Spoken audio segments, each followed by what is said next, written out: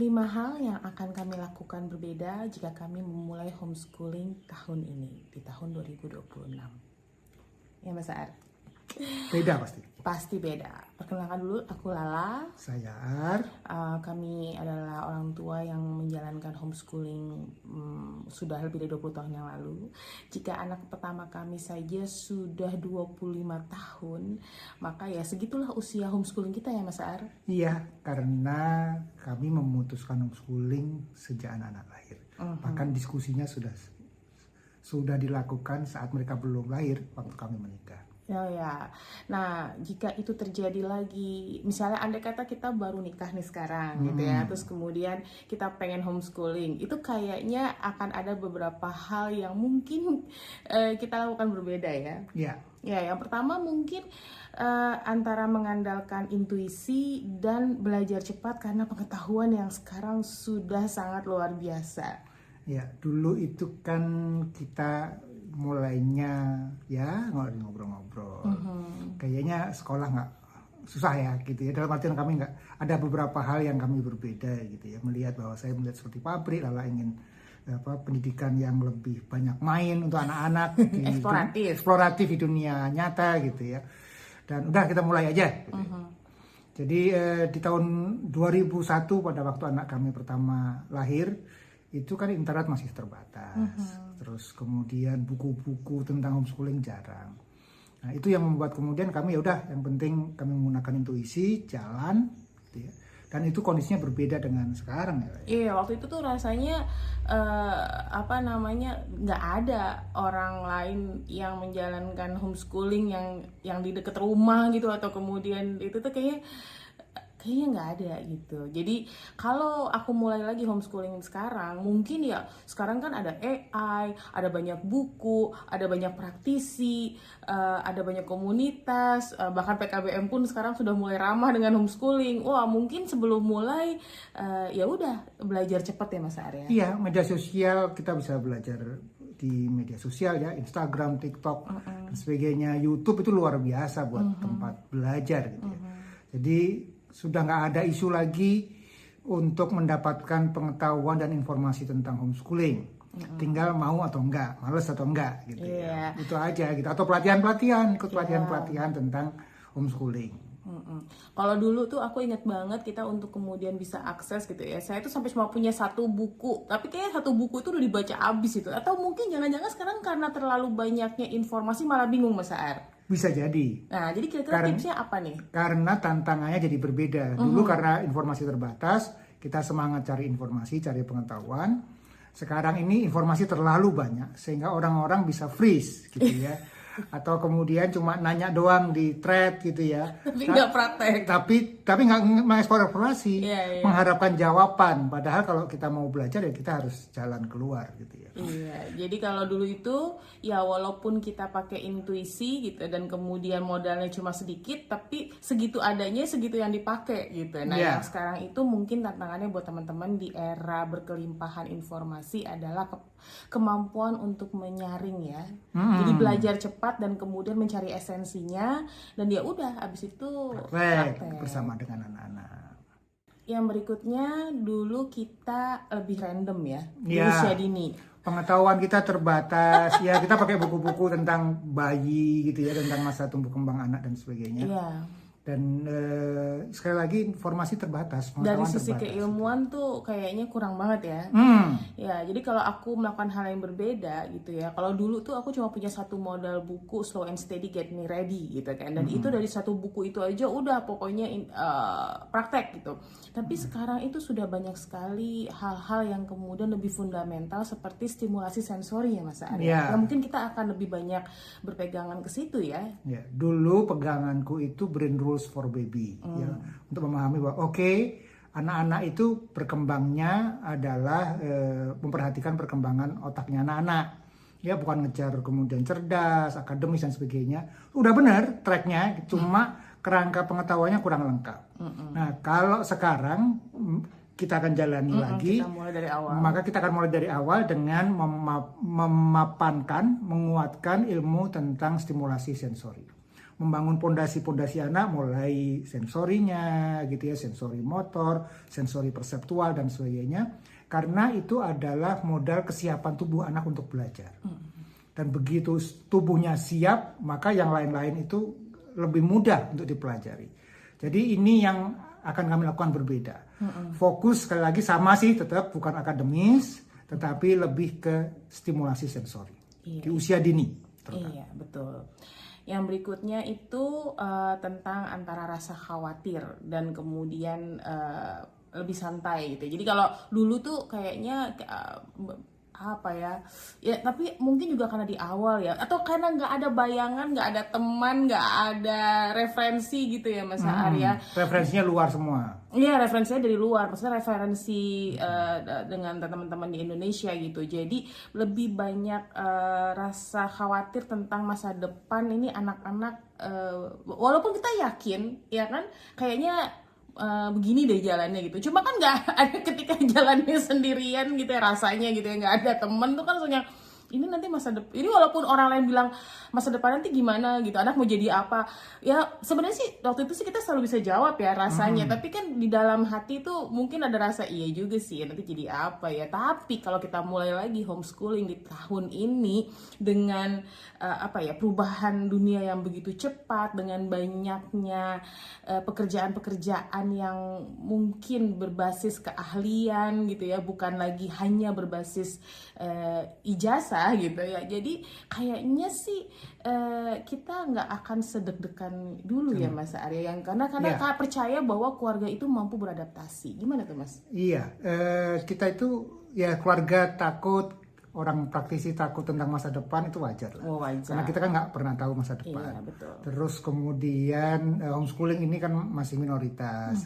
Terus bener nggak, bisa nggak, kekhawatiran itu kan sebenarnya alamiah dan wajar. Tapi setelah kita menjalani lebih dari 20 tahun, rasanya kekhawatiran itu terlalu berlebihan, terlalu besar. Jadi itu sih yang aku dapatkan. Jadi anak-anak kita lulus kuliah dan nggak ada masalah. Anak-anak kita bisa ujian, bisa masuk ke perguruan tinggi, tidak ada masalah. Anak kita menekuni minatnya dan berprestasi berbasis minat juga tidak ada masalah. Jadi sebenarnya kekhawatiran itu berlebihan. Tetapi memang kunci besarnya adalah kita perlu dapat kemenangan-kemenangan kecil.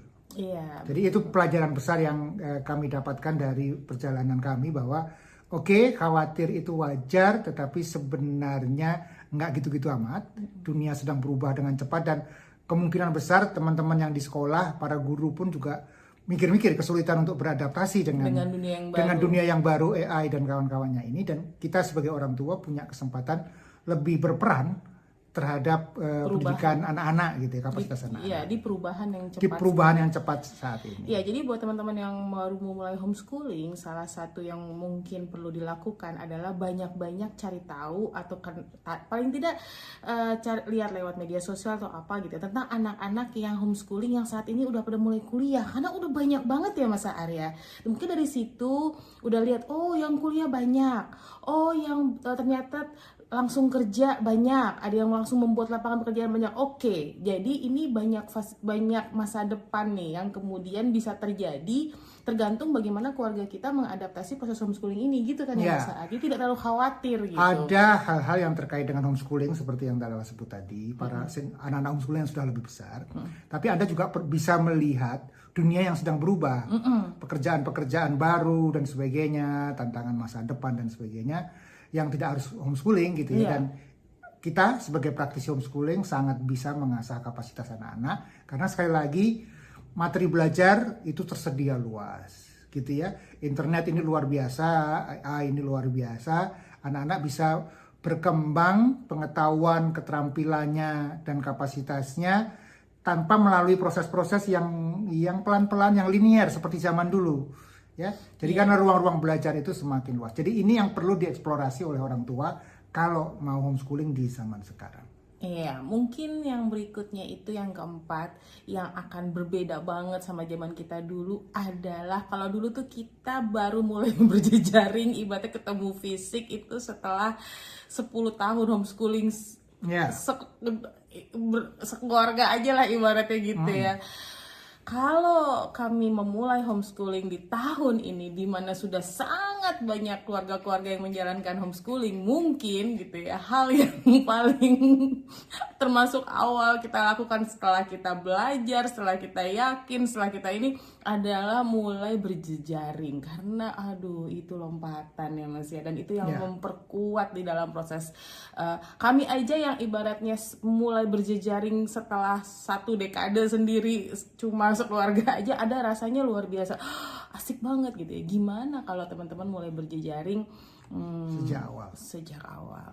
Tuh. Ya, kami dulu kan belum bisa berjejaring karena memang praktisinya jarang. Iya. Itulah sebabnya saya dulu bikin Yahoo Groups gitu ya, kelompok Ketemunya diskusi paling ya online itu. Online dan untuk cari teman karena memang nggak ada gitu ya. Kemudian ketemu teman-teman yang misalkan lagi kuliah di Amerika atau kuliah di Inggris atau di Australia yang melihat menjajaki homeschooling dan kemudian tertarik homeschooling, dan setelah mereka kembali lagi ke Indonesia kemudian ketemuan dan sebagainya. Nah itu membuat jaringan pertemanannya memang sangat terbatas.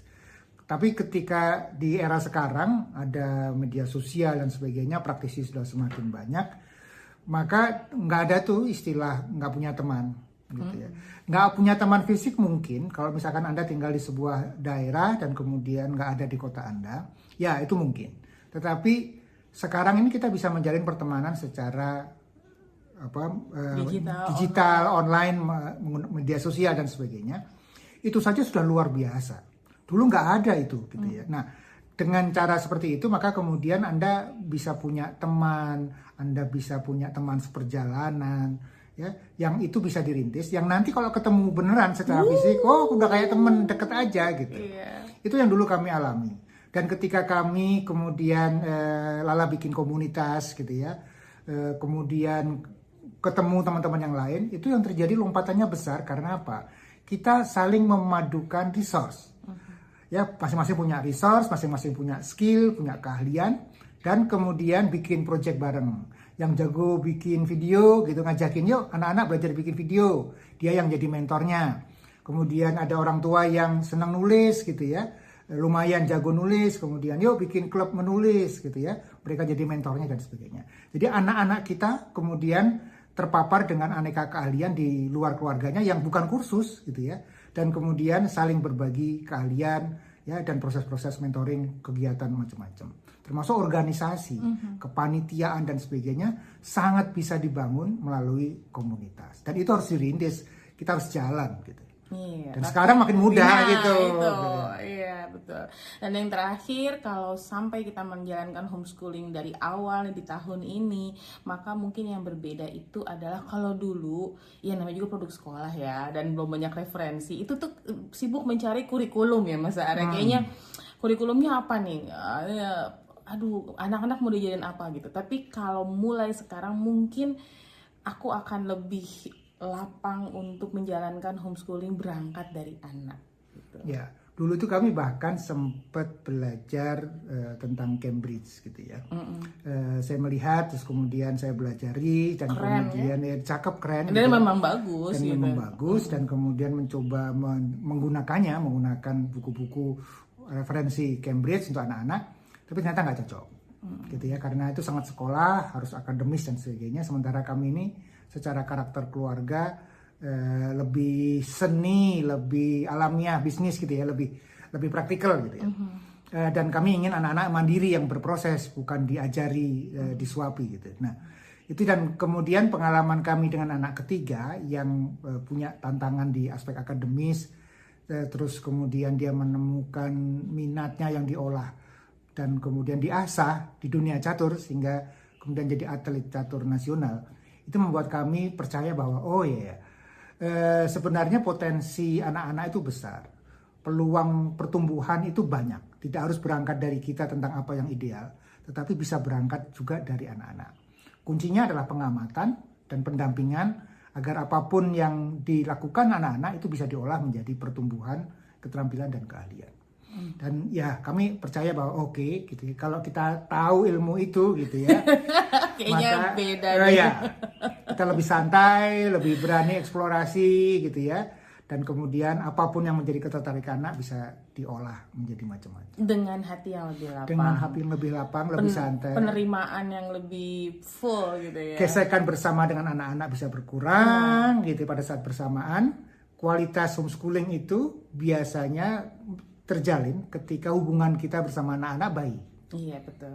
Dan itu sekali lagi membuat anak-anak bisa bertumbuh dengan lebih optimal. Iya, mudah-mudahan teman-teman yang mau menjalankan homeschooling bisa belajar dari refleksi kami gitu ya, dan bisa menjalankan proses homeschoolingnya dengan jauh lebih menyenangkan dan jauh lebih baik.